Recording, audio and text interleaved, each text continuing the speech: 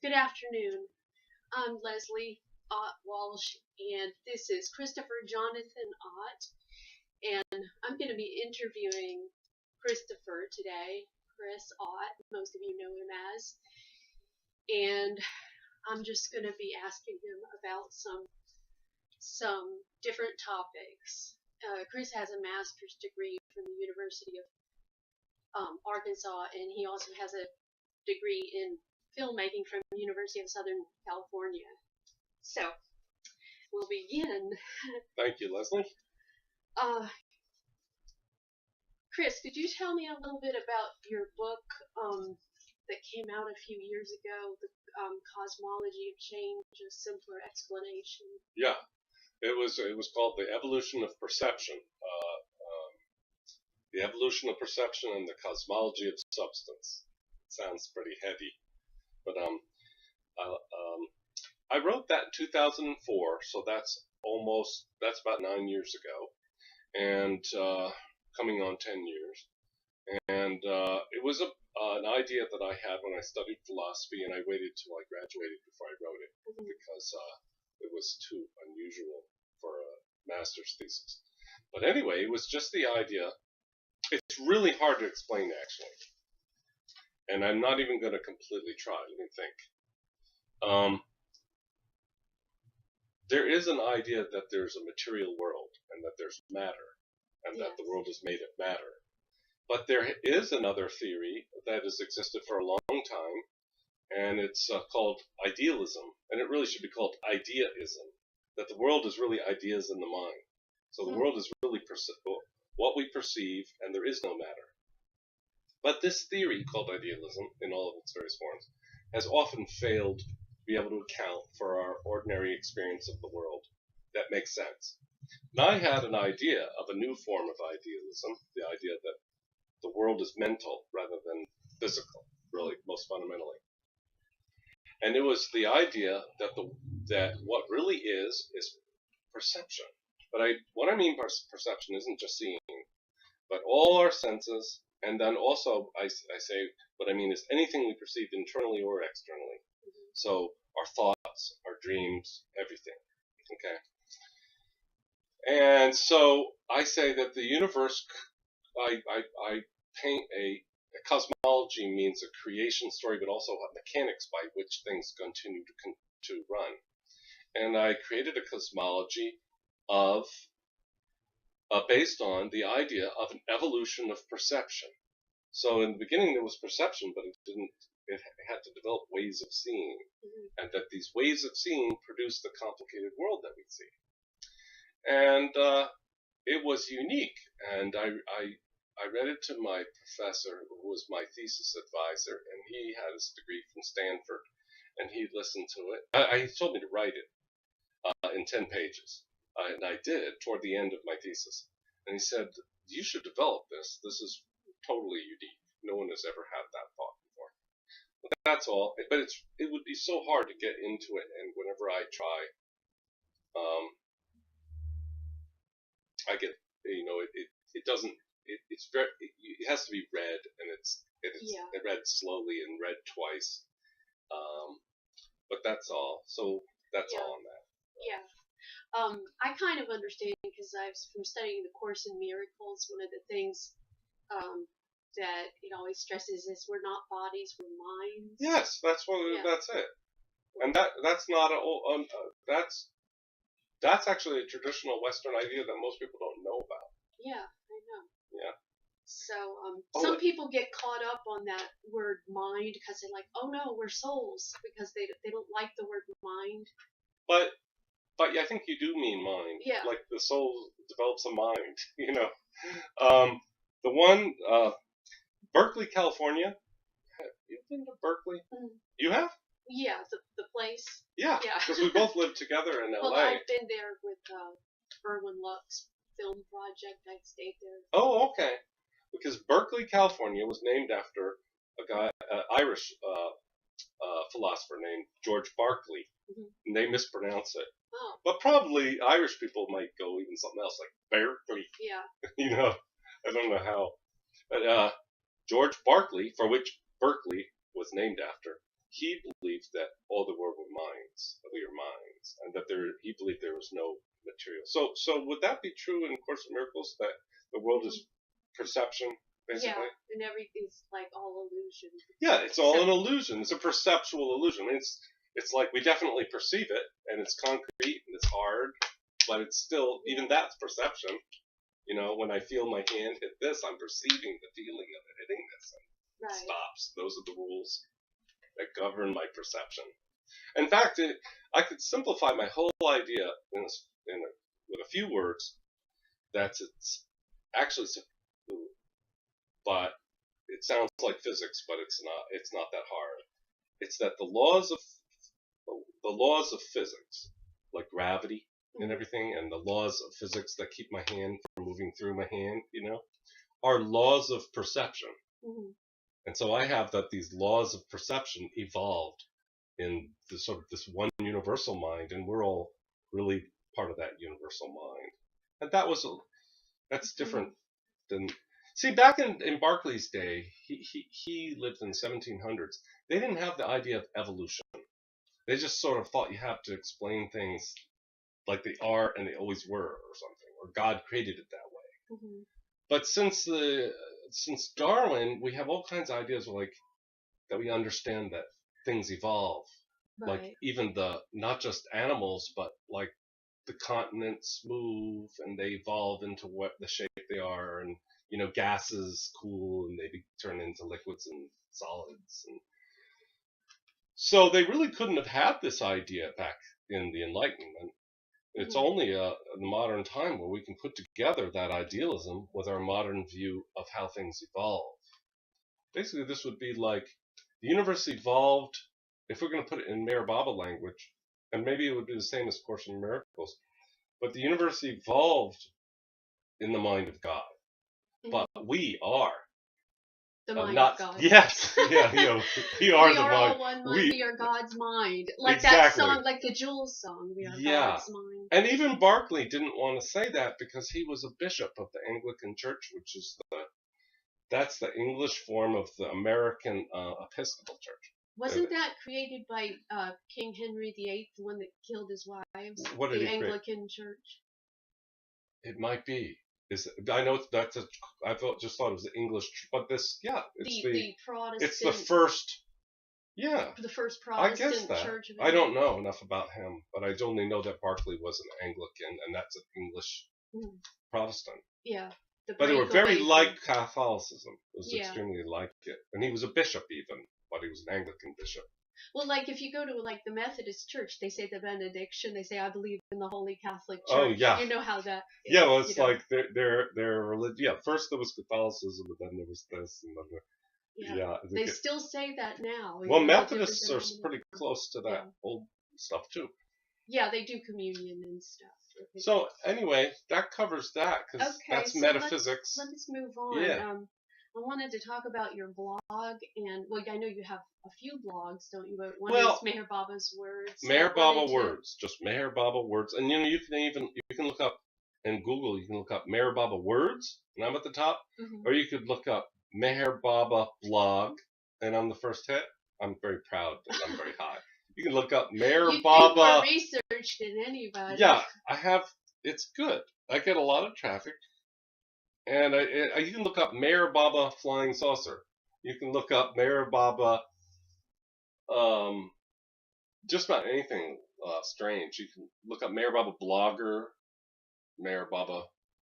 Actually, if you just looked up Meher Baba, I'm on the second.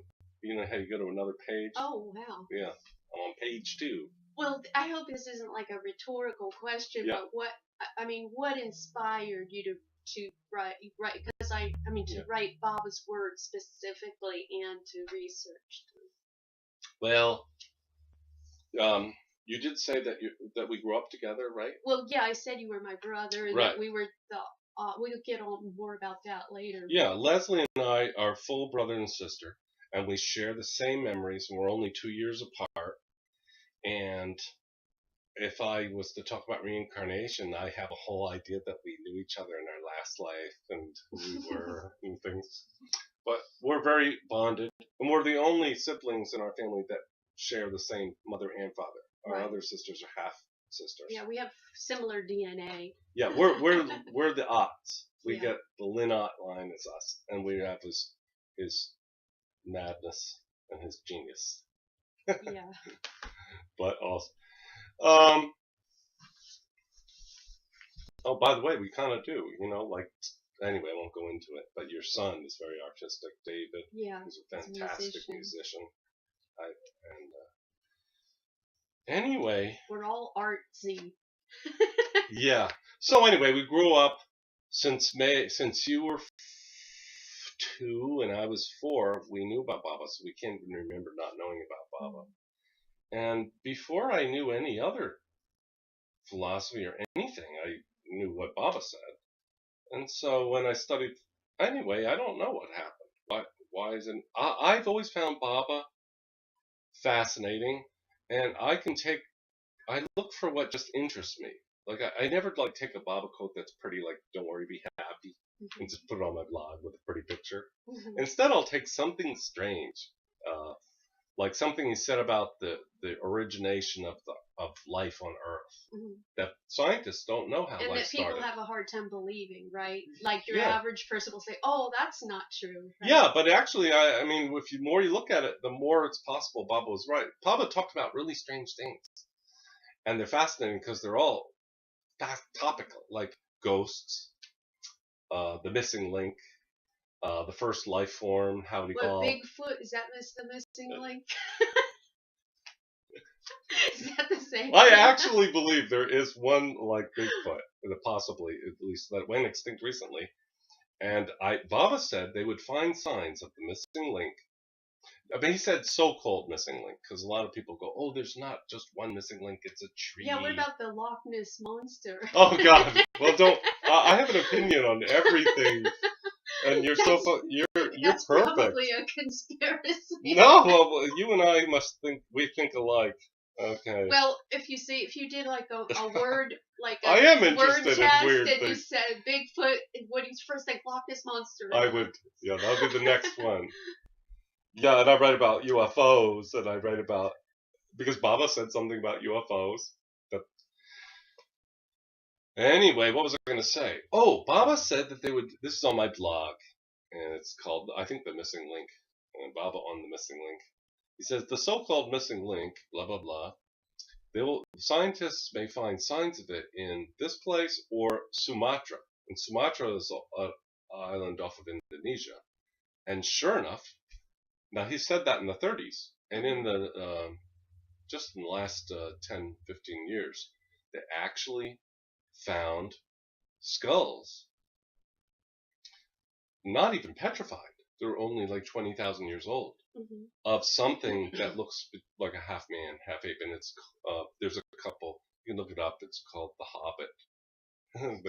They call it the Hobbit because it was a little human being, like a pygmy kind of. Yeah, it was upright, but it had the face of like a chimpanzee. Well, they say people are getting taller, like people are getting bigger. Yeah, they are. Well, I think most of the little people. Well, they when they find ancient, like, missing link type things, some are real big, some are a little. But this one was little. And it would go, well, that's a big topic. Yeah. Okay, Loch Ness Monster, my opinion, sadly, I don't believe in it anymore. I would love there to be a Loch Ness Monster. It's probably just a plant, or else it's just something they make TV shows about. Yeah. I think it's the picture. Yeah, the pictures. I think it's a floating log that goes by every once. I don't know. Yeah. Okay. Okay. These are fun questions. Now this is here's a heated subject. Good. Oh, good. You all might get riled up about some of this. Yeah. But well, they won't be your opinion, so they won't get mad at you. Right. Right. But I believe in. For all you like people who believe in the Loch Ness Monster, I love you still, and Leslie loves you, and she probably you could probably convince her, and you could convince me. We could have a debate. Yeah, we could do a whole evening just on that. But okay. Yeah. But I don't want to make anybody riled up. But with different opinions on Earth. Okay. Okay, I know a lot of people have their minds made up on the next subject, but I Okay. want you to have an open mind. Oh, ask me these. Yeah, So these anyway, political-like I questions. want to ask about your view about population and global warming. Because Wow. all these, it's pretty popular for people to say, oh, the population is bad, too many people being born, and then the other one is oh, that's global warming. So I don't know. So what do you say? Do What do you you really think? not know? I I mean, have, do you really not have a firm opinion one I way or the have other? an opinion. I don't believe in the population explode thing because there's so much vacant land in the world Right. that I believe if they were able to give, and actually, a lawyer, a blind attorney, Parnell Diggs, I'll give him a plug. He's a local Parnell Diggs. He told me that I know this sounds socialistic, but he told me that if the wealth in this country were spread evenly, every single person, including babies, would have $50,000. So a family of three would have 150,000. A family of six would get I see. 300,000. So everyone would be able to have a house in this whole country, Sure. a real house. No, I I mean, believe that's not true. an apartment or most poor people are living in trailers in this country. Like if they're Native American or African American or white, it doesn't matter. But if everybody was anyway. So I'm just going to ask you about. By the way, like I heard another. I'm not sure if I have the numbers right because it's a long time ago. But Eisner, who was the head of Disney Studios, Disney Corporation, if his salary were spread evenly, everybody at Disneyland could make $30,000 a year. Oh yeah, instead of 14. Anyway, go on. Okay, so I just want to hear what you have to say about that and about global warming as well. Oh, population. Okay, I have thought about it an awful lot, and I've started from different places, but I really have come to my own settled opinion, and I don't think I share it with anybody. Well, a lot of my opinions I don't share with anybody. Like I've had, Mark Carr. Mm-hmm. He said, "Well, Chris, I think you're the only one with that opinion." Oh, I know somebody who doesn't believe in global warming. I don't know if you know Brian Darnell he's Baba Lover originally from Alabama, who lives in Georgia. Oh, well, I actually read in a Gallup poll that the number of people who don't believe that there's global warming at all is between 3 and 5% of the U.S. population, depending on what year you test it. And I hope I got that right. But that absolutely, you get what I'm saying? So there's a lot of people that think it's not important, but the number of people who don't even think that it's happening is very, very, very tiny. But anyway, that's just polls. Okay, my opinion on the population is much like yours, but it's really, really interesting to tell my thought. Now, people, I don't care. They can get upset.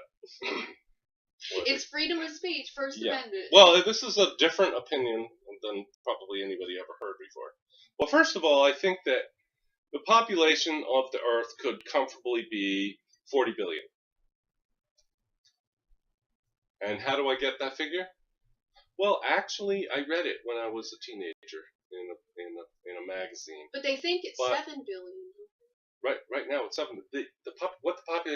What the Earth could comfortably hold and and everybody be affluent and have everything they need. Right. I'd say 40 billion. The joke of that is that there's no basis for any number.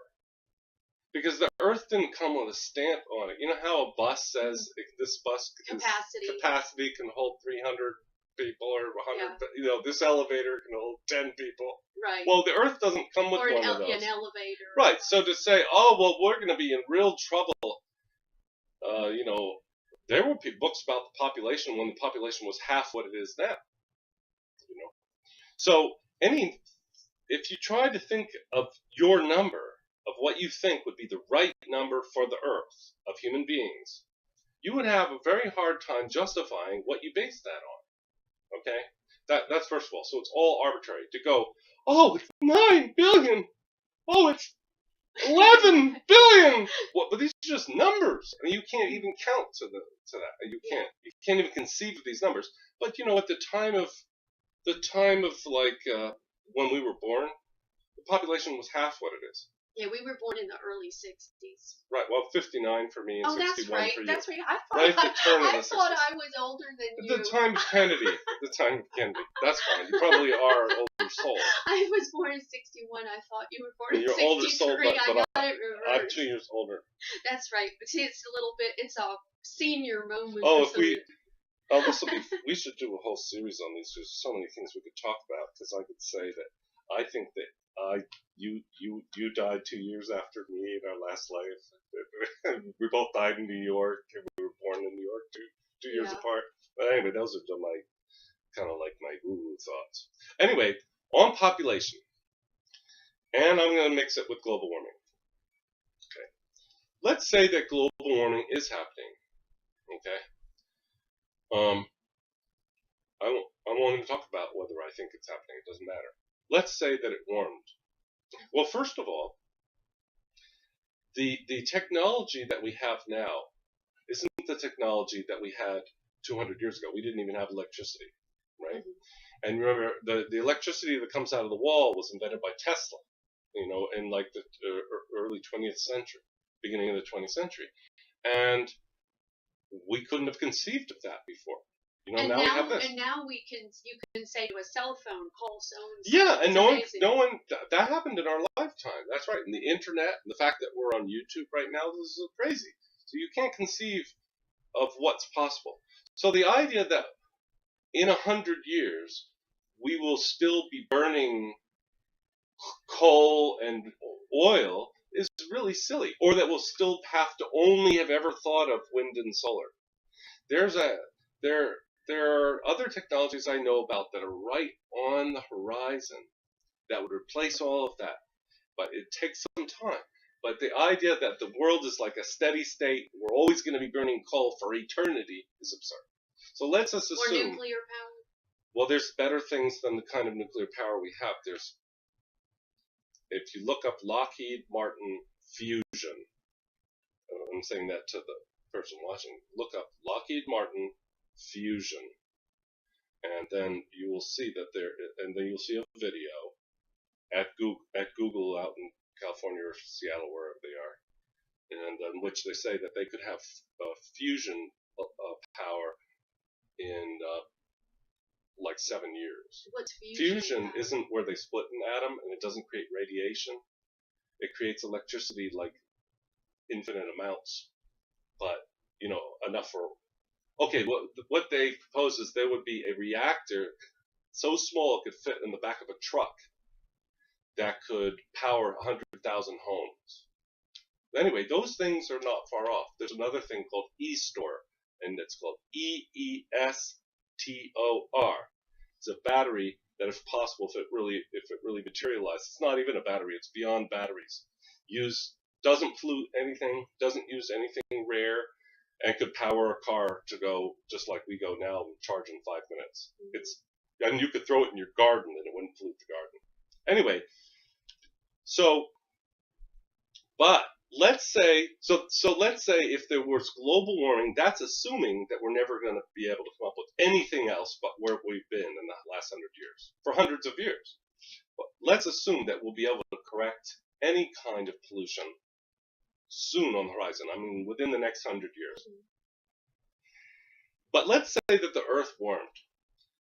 Now, if you get out a big map, I wish I had one. I have a globe. Do you want to see? Yeah, give me the globe. Yeah, I want to show something. And this has to do with population.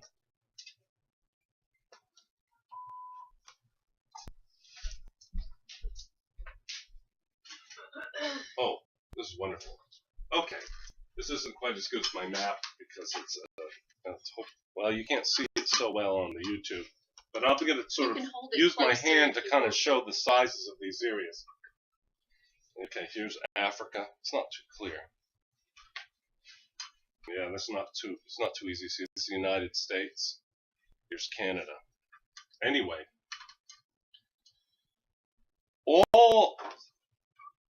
okay, if you were to look better than this, if the cold parts of this planet were to become warm, we're talking about all of Russia, all of Canada, Alaska, Mongolia, and the southern part, Antarctica, the lower part of South America, Argentina, lower part of Argentina.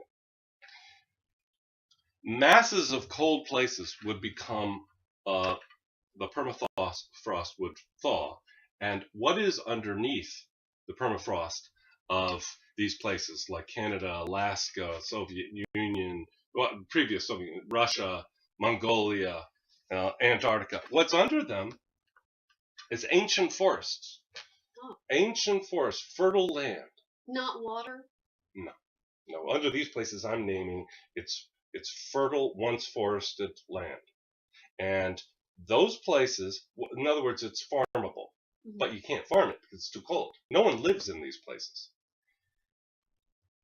Those would open up like frontiers that would increase the amount of bountiful farmable land of the earth by about double it. Wow. Okay. So you know how the in America there was this big people moving to Oregon, you know, because it was supposedly such great farmland. Or people moving to New Zealand too. Yeah, places with wonderful land, right? And New Zealand's pretty small on the globe. Imagine Oregon's a little place on the top top left of the United States, you know, and they're going up there to farm. Imagine and stake out their what do you call that? Homestead? Yeah, like you like just back to the grid kind of thing. Yeah. I don't know that expression. You know, with those people that live total natural existence. Oh, no, I'm not even talking about that. I'm just talking about like people going in wagon trains to Oregon to like pick out like a homestead. Yeah, they sign up for it on the map and then they go there. Right. There would be so much of that would suddenly become available. In other words, I think that everybody assumes everything's unnatural that man does. But what if God is even bigger than that? And that everything that man could possibly do is even in God's plan. Okay? Mm-hmm. You know how the animals and stuff, everything kind of works and everything kind of adjusts in nature? What if man, from God's perspective, is no different? And that man goes through an evolution that God can imagine. In other words, we're not leaving what God planned. That's absurd. You're imagining a limited plan. Mm-hmm. That the evolution of man is adjusted for on this planet. So as we go through this transition through coal and oil and stuff, and where we create this pollution, and we eventually end up with things like fusion and energy storage and things like this that we still yet to discover. What if it were even natural that things heat up? Then the land opens up for the larger amount of people that are made. I don't know. Are you following what I'm saying? I think so. Like if the snow were to melt, then people could actually inhabit places. Exactly. So we can't predict that. So when I say the Earth could hold 40 billion people, maybe it would be hard to feed 40 billion people on this cold planet with huge amounts of it covered in ice. But if it became fertile and farmable, it's almost like God saying, okay, man is growing, man is evolving, he's passing through these stages. It warms the earth for a period, and he opens up this new real estate to make it possible for that growth and evolution to be accommodated. Yeah. I don't know why no one ever thought of that before. I don't know. I guess I saw this movie recently on Netflix about these people that go fishing. People really do this. I can't remember. I guess like up in Alaska and places like that. Oh, Maine even, because that's near Canada. They cut like a hole in the ice and they fish and they even camp right on the ice. But you know. Yeah. That was a monster movie. It wasn't the Loch Ness Monster. Oh, we both love monster movies. So there's the thing. The entire equator, all the way around the Earth, is populated.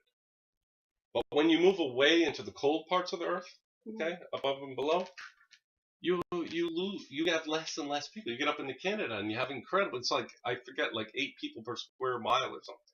It's so few people can be accommodated by those cold places. And so the idea that we have to keep the earth cold and we have to keep the population. Let me just say another thing. I skip around, but it's kind of exciting. I think people can get the point I'm getting at. Underneath a lot of this frozen land, it is pristinely clean. Okay, so let's say Antarctica, if that was to melt out, and you would have lakes that would be pristine, like the origin of the Earth. Mm-hmm. You don't understand how clean it would be. Or if what's now the Soviet Russia was to thaw in Alaska and these places that are just barren ice. Underneath, it's just pristine. The water is clean. It's like, I don't know. It's like paradise. What are we trying to prevent? I guess paradise. They're worried about the polar bears. I think they don't. Well, if you look up the polar bears, you find out that the fact about the polar bears was based on 2 polar bears that washed up on a shore because of a storm. And you can look that up, and that's provable. And you can also, the original thing about the polar bears that wound up in a documentary that became the story about the polar bears. And the polar bear population hasn't gone down, it's gone up. And I know that sounds funny, and Steve Colbert made fun of it, but it's actually true. You do have to just look it up, though. Well, when they show ads to try to get you to donate to global warming or something, I don't know if they actually take donations for that, but they show pictures of like polar bears on little pieces of ice. Have you seen those pictures? Yes, I have. They're to try to. And I've heard people say, yeah, but I'm really concerned about the polar bears. Yeah, because they see those pictures of polar bears on little patches. Well, there's actually it's an appeal to the emotions. And, it's good to have emotions and care about polar bears, but there's nothing really happening to the polar bears. It would be sad if they're just polar using the suffering. Pictures, sort of. Yeah, I mean, every time you eat, chicken, if you could go in and walk through the place where that chicken was slaughtered, you'd be like, oh, chickens, and you'd become a vegetarian, which I am. Or you eat free range. Or eat free range. I have free range eggs because I eat eggs. Me too, because they're like, I used to buy regular eggs, and my younger son said, Mom, don't buy those. He said, those way they raise those chickens and eggs, it's like concentration camps for chickens. It's worse than concentration camps. And so I spent the extra money, but I said, you really love chickens. Yeah, and so if you really care about the polar bears, well, don't eat beef, because if you think that the cow died a really happy death, that you're eating, that's absurd. So you got to be consistent. Right. Care about everyone, everything, all people. Right. I personally don't believe global warming is happening whatsoever. It doesn't seem like the climate is really changing. No, I don't believe it at all. I mean, it's a little warm here today, but we're in the deep south. There's an increase there's an increase in carbon dioxide because of the burning of these fossil fuels, some of them, and but there is no relation in history. Anyway, people are going to go look it up. What's funny? I'll just tell you. There are websites where people go, here are 50 things to say to a global warming denier. Okay? And you can look that up, and you can read it. And it says, now memorize these things and then say that to that person. And then you can look up another website, 50 things to say, the other way. And you memorize. It's very funny. In other words, people are out there reading and memorizing what to say when somebody says something. So it becomes absurd. You can't even talk about it anymore when people are memorizing talking points. Yeah. All right. But it's okay to believe in global warming. What's it going to harm? And it's a compassionate thought, but I don't share it, but that's okay. Okay, the next one is a little bit heated. Ooh, how can you get more heated than that, than global warming? Can you tell a little bit, about the eugenics conspiracy? Oh, that's not, I love that topic. Eugenics, I don't think you knew about eugenics till I told you about it. Right, did you? but I shared some videos on YouTube that I looked up, and I know about it now. No, you found out more than me. You sent me an incredible BBC documentary. Mm-hmm.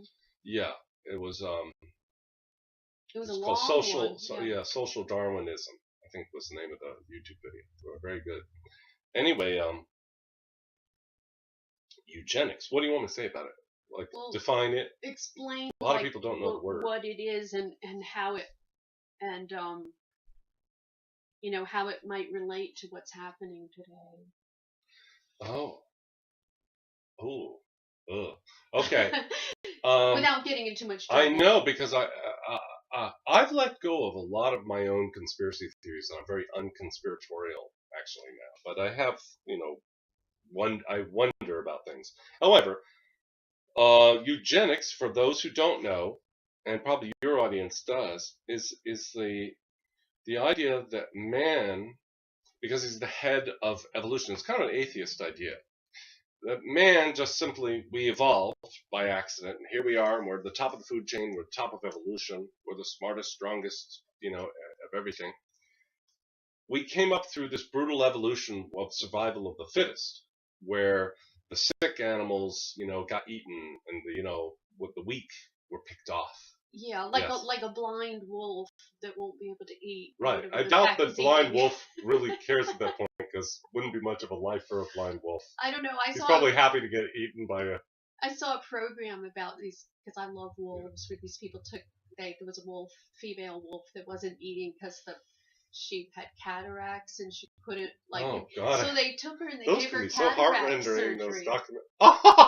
He took her to a veterinarian. He was a wolf lover. He took her to a veterinarian, and he brought the veterinarian to live with him there in Wyoming, I think, or Utah. And they fell in love and got married, and they lived with the wolves. Well, they didn't live with the wolves, but they were able to get near them. That's a really good segue into what eugenics is, because I'll explain. You just pointed out that here's a wolf and it has cataracts. And then people, out of compassion, healed its cataracts. But they're preserving the weak genes. Mm-hmm. This is the idea of the eugenicist. He worries, the eugenicist, that if we evolve because of survival of the fittest, where the weak are always, mercilessly moved aside to keep the species strong, that man doesn't have that anymore. And because we don't have any predators eating us, when we get weak, Oh, yeah. So we really need to weed our own kind out. We need to do the job that was happening in regular evolution among animals to each other. We need to weed each other. And one of the worst things that gets in the way of us weeding each other out intelligently, I got to picture Nazis being really intelligent. One thing I have to say about the Nazis, they were really creative in a sick way. Not creative, but they were really inventive in their complicated They were really, truly brilliant. It shows that, intelligence misdirected. Don't get me wrong, viewers. They'll understand. We hate Nazis. We're Jewish even. I mean, we're half Jewish. But what I'm saying is, talk about when all these things that they were doing. Oh, no. We're Jewish. We're Jewish. That's all we need to say. I'm just saying, it's just they really had some, imagination in the creepiness, in a creepy kind of way. Dr. Evil. Where there's dolphins with the exploding some things on their, So, anyway, the problem with the idea of eugenics, the problem for the eugenicist is that what gets in the way of us being smart and getting rid of the weak and so cleaning out the bloodline is compassion. The ethnic cleansing. Cleansing. They also use the word, the Nazis used, and Americans used the word in the heyday of eugenics was the 1920s. And if you go back, they had the word genetic hygiene. I don't know if that's a word. Ethnic hygiene. I forget. Racial hygiene. Hygiene. Does that have? I read a book racial about hygiene. All the lynchings of black people in the 20s when Theodore Roosevelt was president. Yes. But that wasn't because of eugenics. It wasn't. No, they weren't doing. They were just doing that out of sheer ignorance. Cruelty. Sheer ignorant fools. No, they had horrible. They hunted down witches. In the all the way back in the Roman days, they hunted witches and They've always got someone to persecute. Yeah, it's kind of like mean kids on the playground that chase down the weak kid and beat them up and drag them to the mud. Right. Kind of the way I treated you when you were that bad. Yeah, it wasn't quite that bad. Oh, okay. Let me see. Okay, so the problem from the point of view of the eugenicists, the whole thing that mucks it all up, is compassion. And a real big problem is like Christianity, Jesus. Because Jesus said, "Blessed are the meek, for they shall inherit the earth." That's right. like That's to a my eugenicist, favorite part of the Bible. Yeah, exactly. And so to a eugenicist, it's like, what is he, crazy? Blessed are the meek. We need to kill off the meek.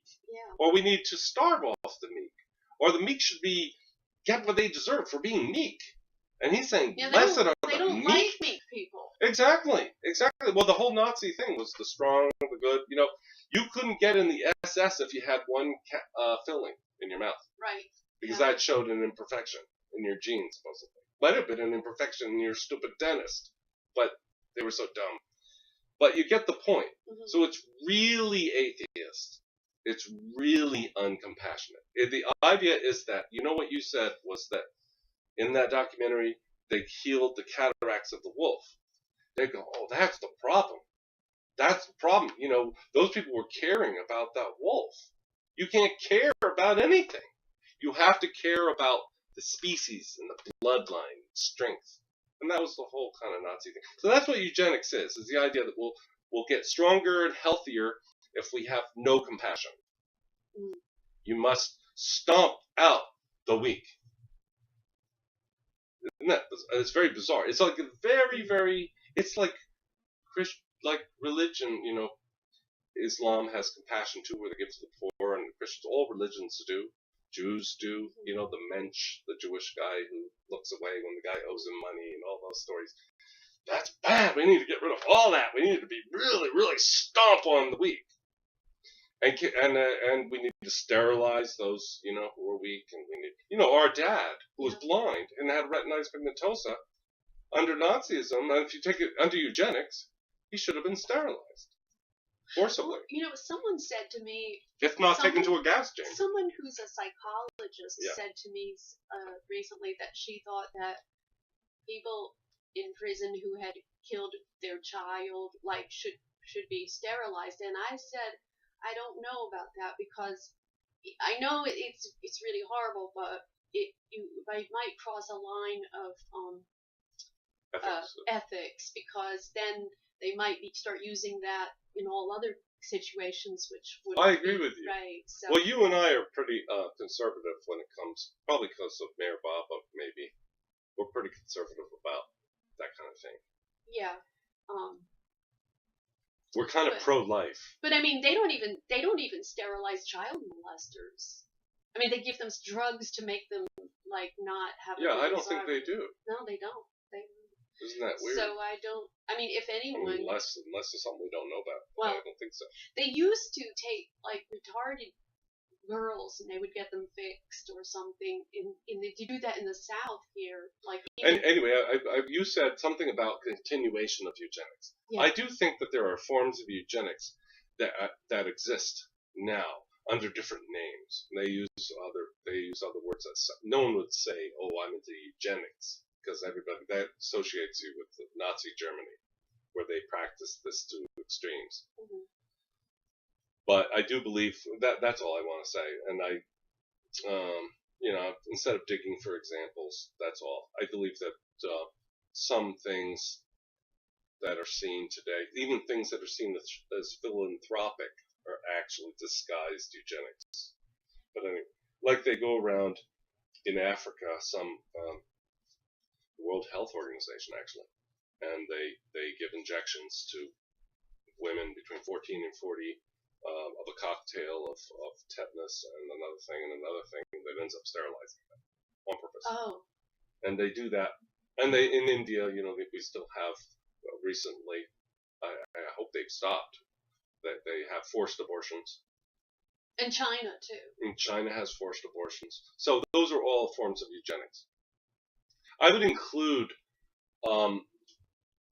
culling the population to a certain number also as being eugenics, because you understand that, like, the number in a herd of animals, of gazelles, is curbed by nature, right? The wolves will keep it to a certain number and the amount of food, right? But then the idea of eugenics is, oh, we're just so technologically brilliant that there's nothing to curb us, so we need to curb our number too. But there's no real, what's called, it's a philosophy term, a priori.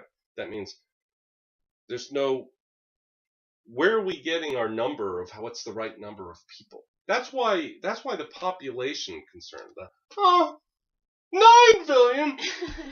Oh, it could be 11. He said 40 billion. Can you hear what he said? They're like, he's insane. He's not been following the story at all. He doesn't know what's going on. And that would be terrible. Those people don't realize it, but they've been brainwashed, in my opinion, by eugenicists. And most people don't have big families anymore. No, they don't. I wish they did. Most people only have like 2 kids. I mean, at the most. And frankly, the Baba world doesn't have enough babies. The Mayor Baba community. But like back in the 40s, they used to have like big families, 6 kids. I know. 9. I mean, we even had to come from a big family because we have 2 half sisters. Now, the last thing I'll say about it, and I hope you have one more question because this is so good. Yeah, I just have one more. Okay, good, because I just want to say one more. Let's pretend that there's global warming, and let's pretend that there's a population explosion. And let's pretend that the population is at a dangerous level right now.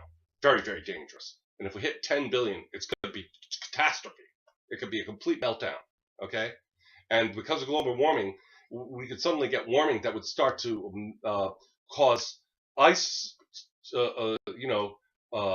icebergs to melt, and then the seas will rise, and Manhattan and Miami will be completely underwater. Oh, yeah. It'll be completely horrible. And let's say this happens in the next 50 years, okay? And let's say all these things are true, and that technology is not going to improve, okay? The Earth can't hold anybody else. There's not going to be any additional land that we can farm. Well, who owns all that land? When you drive through Wyoming, like, you go through mile after mile. Is it just all privately owned, all that land? A lot of it is, but a lot of it is state.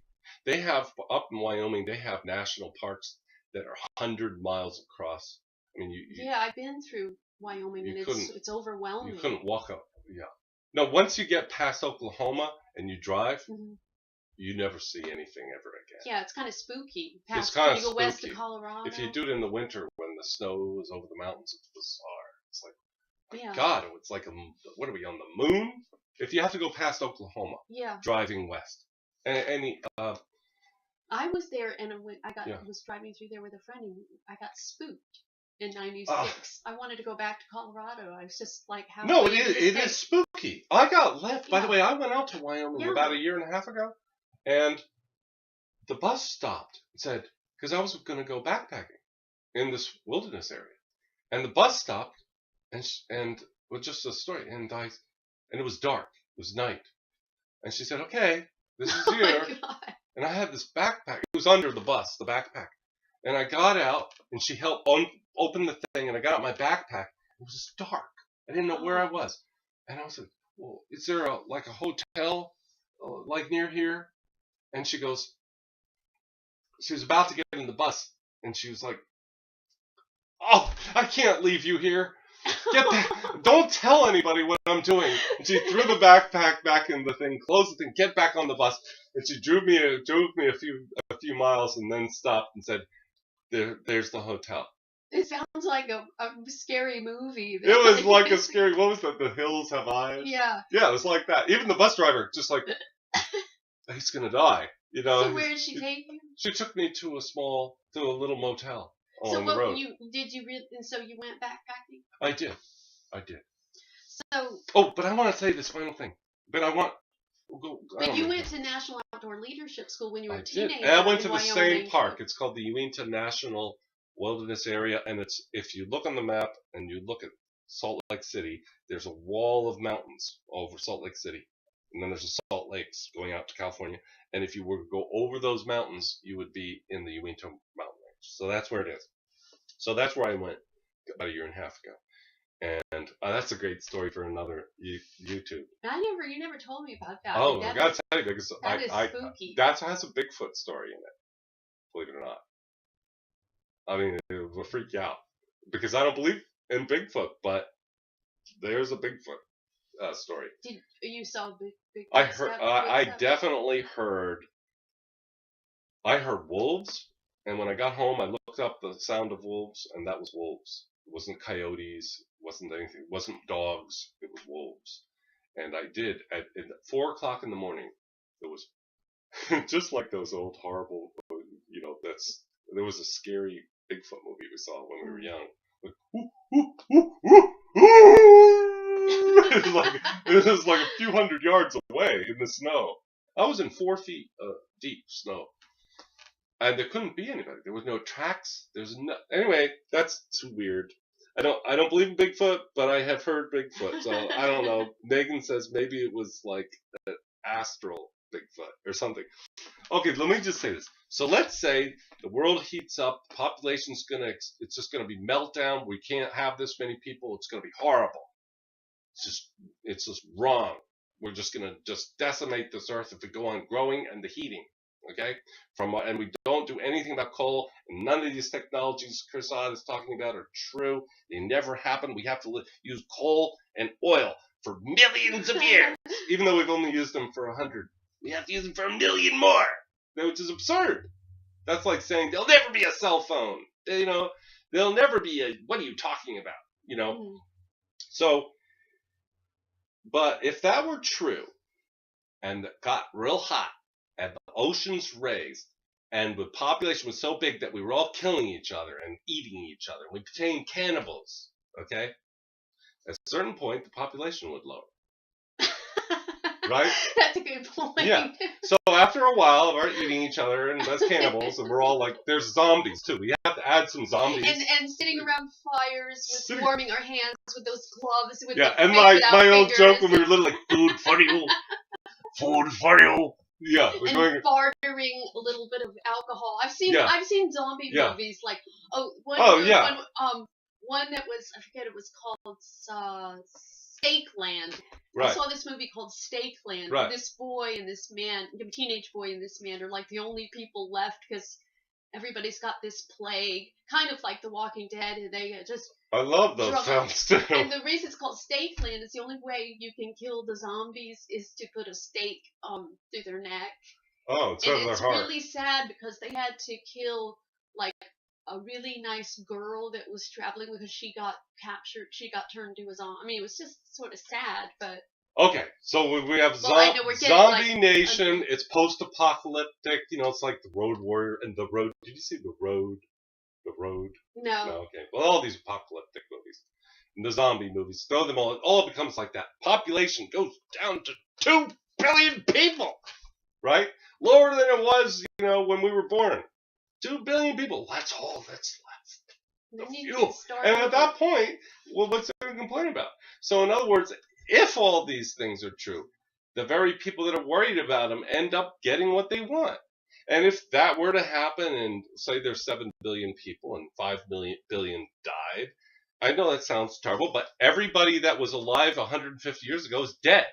So 150 years from now, we're all going to be dead, no matter what your philosophies are about things. We're going to be dead anyway. I don't know. It's like they're afraid of it's an oxymoron. Exactly. They're afraid of this population explosion. But the thing is that it's self-correcting. The worst thing that can happen is that there's population decrease. Exactly. And they've been afraid of Exactly. I saw a movie on Turner Like Classic. The terror is, well, we can end up with only a couple billion people. But aren't you saying that's the right number? Yes. Yeah. And plus, people will have learned, from the past and do things. Go ahead. I mean, people have been thinking about this stuff since a long time because I saw a black and white Turner Classic when there was only 3 people left in the world, a white woman and a black man and a white man, and she chose the black man, and it was like, I can't remember the end, but they all decided to stick together or something. And then I said, well, my son was watching it with me, David, and I said, well, maybe she could be with both of them, and then they could have more kids. And he said, Exactly. but no, but That's he only said being a woman can only be pregnant one time at a time. See, if it was Oh, two women and yeah, one like man, it doesn't help to have yeah, two men. like because you can't have No. two. No, you might as well get rid of one of the men. Yeah. No, but you could use him for his gene pool because you need to have extra types of genes. Well, it sort of ended where they all stuck together. So I guess maybe she chose both. If she got to have two men. Exactly. So if like the end of the world is that 3/4 of the world died, well, that doesn't make any sense because the whole idea is that we have too many people. So you can't cry about there's too many people and then cry about if we don't do something there'll be less people. Yeah. You have to decide. Do you want more people or do you want less people? People are going to die. Yes, they're going to die. And plus, in 150 years, you and I are going to be dead, and this will still be on YouTube. And yeah, right. He was right. He is dead. You can look it up. But yeah, so that's So what's the last question? Okay. What do you feel is the Ott legacy? Does your audience know? Well, what Ott means? Our father, Lynn Ott, and Phyllis Ott met Mayor Baba in 1965 together, and they moved to the Mayor Spiritual Center. And our father was an artist, our mother is. So there's Ott is my maiden name. I'm divorced, but I kept my husband's name, my children's name, Walsh, and because I'm kind of old-fashioned, and we're conservative. And Chris is if you can believe it. Chris, my mother, and Chris's daughter. See, you don't have to be boring to be conservative. We're conservative. We both voted for Romney. No, we didn't. Go ahead. Okay. So Phyllis Ott and Chris Ott. Okay, the Megan Ott legacy. Ott are the Ott only legacy. People that actually have the Ott last name, but me and my children have the Ott genes, but we don't have the Ott name. What's the Ott legacy? Well, I do have the Ott name on my driver's license because that's the way they do in South Carolina. Good. They use it for you have to use your it's a maiden conservative name state. for your. That's why we live in South Carolina. That's why I got a Confederate flag on my antenna on my car. Love it or leave it. So anyway, we both went to college in South Carolina, and look what good education we got. We know about Abominable Snowman, Loch Ness Monster. We want the Earth to have 40 billion people because there's not enough. We don't believe in global warming. But we believe in the Avatar, Mayor Bubble. Okay. Okay, so we're kind of right-wing Hindus. So when Mom passes away, and if Megan gets married, she might change her name, but that's okay. She'll still be an Ott. You're like the last male Ott with the last name Ott, but Megan and Grandma have last name Ott. You mean a legacy of the name? You don't mean the no, name. Actually, I don't mean the name. Right. I just mean not the name. Because the name will disappear. I mean just the descendants of the Ott family. The name will disappear because I only had a daughter and your sons are Walsh. Right. So, okay. But Lynn Ott, by the way, for the legacy of just what we're talking about, our dad was kind of famous in like a big fish in a small pond. You can look up Lynn Ott, Lynott. Or Lynfield. Either one. Because Linfield. I've posted a picture of him. It said public figure, on Facebook. Oh, good. Yeah, Linfield Ott or Lynn Ott will both get you. There's a Wikipedia article it'll get you to, and then from there it shows some. Anyway, he was a great man. The best thing about Dad was, everybody says, your father was so great. I miss him so much. He was you have no idea how great your father was. And I never get offended because I go, well, I can't be offended because I agree. And a lot of times people go, you look you look so much like your dad. I hate to say it. I say, well, I'm not offended because I think he was really handsome. And we both loved Dad. Mm-hmm. And we both knew all of his imperfections. So the main thing about Dad, although that's not his legacy because no one knows that, is that he truly was a great man and a wonderful man and a loving man and an imaginative man and just a wonderful person to be around. I remember liking the way his shirt smelled. I mean, he was just wonderful. But his legacy, of course, is his paintings, first of all, because in India, as you know, there was those murals, and you designed the figure of the Upasana Maharaj, Baba's master, throwing a rock at him. And that's in Mom's thing. I think she put it in the thing. It's on an Israeli website. You can download it, where it says what you and I did on the paintings, which Mom was real good about. And his paintings all over the world. There are 500 paintings, and you know you can still find old Linot paintings like Phyllis from the 60s online for sale. I saw one just the other day. So of course his paintings. Whenever you leave monuments like that, that's your main legacy. But also his story is in Baba's biography. And then the books that he wrote. Oh yeah, volumes 19 and 20 of Lord Mayor. Wow, that's pretty. It's almost like chapter and verse. I read it. What page? We're even mentioned in Phyllis. Yeah. Yeah. Well, you're mentioned more than me. All right.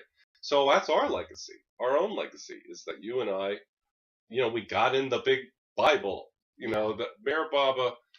There's an official biography of Mayor Baba that's about 6,750 pages long. In 20 volumes, hardbound. It's also online, freely online. And in there, it talks about our parents. It mentions us. So I believe if Baba's really the avatar, we think he was. If Baba really was the avatar, that means the major spiritual master of this particular period, this age, this 1,000 years, or this 700-year period. If he's like Christ, like Jesus or Buddha, Ram, Muhammad,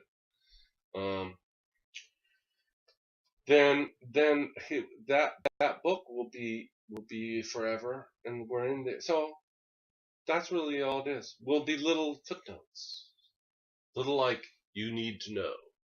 Also, right there in Meheraba, Mandalay Hall, you know the one by Dad in Mandalay Hall. And I think that your songs will last. I think David's recording of the Parvartika Prayer by Pete Townsend, that girl's not going to throw it away. If she doesn't realize its value now or the world, she's young, she might realize it 30 years from now. Right. You know, and release it.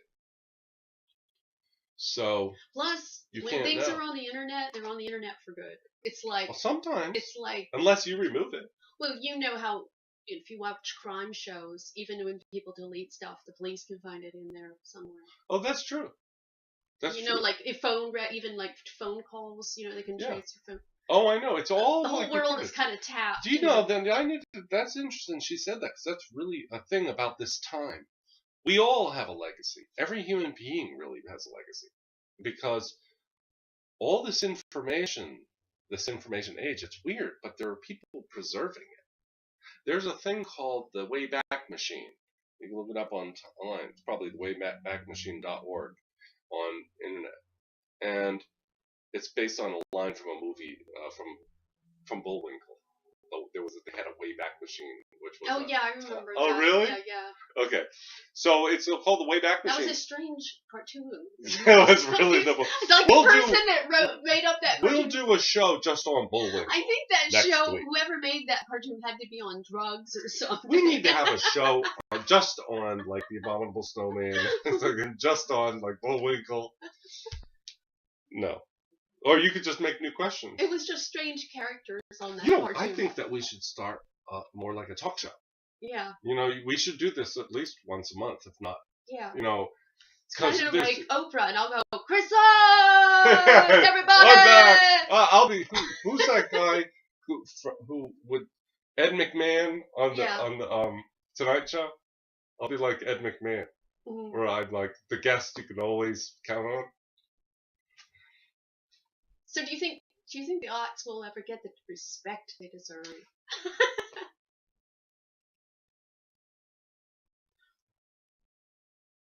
The aughts will never. No. Well, the way history will write it will be going. There was a very great saint, Linot. Very great. Very kind of weird wife, but she. Anyway, we won't talk about her. But then his children became progressively more psychotic, and. Do you know that Einstein had a son that had schizophrenia? Really? Yeah, look it up. It's kind of like I that. didn't know that. That'll be part of Lynn's legacy. Dysfunctional children that never quite pull it together. Sad. Strange. That's the way history is. Cut. Okay, well, thank you, Chris. Thank you for having me on the show. I can't wait to see it on YouTube.